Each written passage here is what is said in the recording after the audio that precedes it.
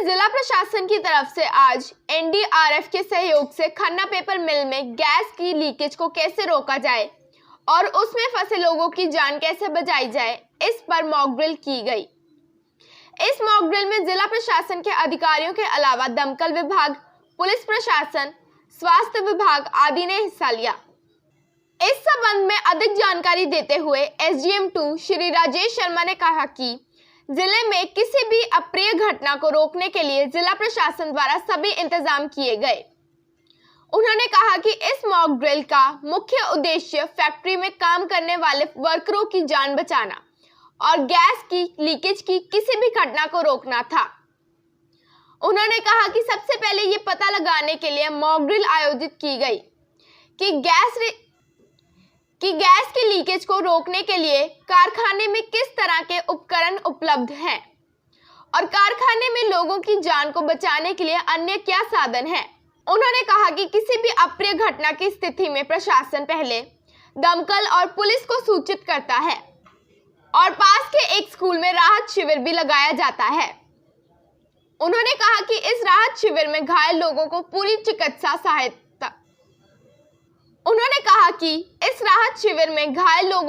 चिकित्सा सहायता और भोजन भी उपलब्ध करवाया गया।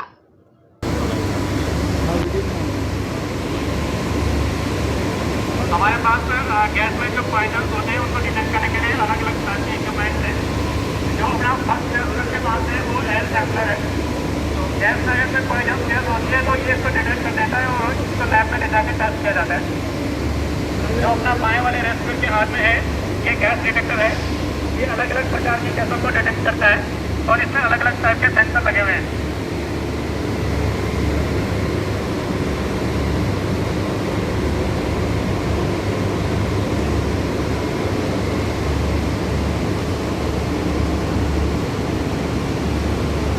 अज असी मॉक ड्रिल की है कि अगर बाई चांस कोई गैस लीकेज हो जाती है तो फिर जोड़ा रेस्क्यू ऑपरेशन किस तरह चलाया जाना और जोड़े साडे मजदूर या होर भी वर्कर उत्थे काम कर रहे हैं फैक्ट्री उन्होंने किस तरह बचाया जाना है। उस दे विच असी NDRF की हेल्प लई है और उस दे विच साडे फायर ब्रिगेड वगैरह उन्होंने भी हेल्प ली गई है। सब तो पहले देखा है कि फैक्ट्री के अंदर जोड़े फायर सेफ्टी ऑफिसर ने उन्होंने कोल की इक्विपमेंट ने और वो सब तो पहले अपना रेस्क्यू ऑपरेशन किस तरह करते हैं और उस दे नाल ही वो फिर एडमिनिस्ट्रेशन को इनफॉर्म करते हैं।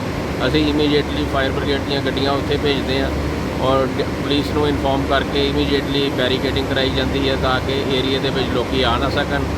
हैल्थ डिपार्टमेंट को इमीजिएटली अपनिया मैडिकल टीमां भेजने लई इंस्ट्रक्शनां दित्तियां गईयां ताकि लोगों को इमीजिएटली मैडिकल एड प्रोवाइड की जा सके।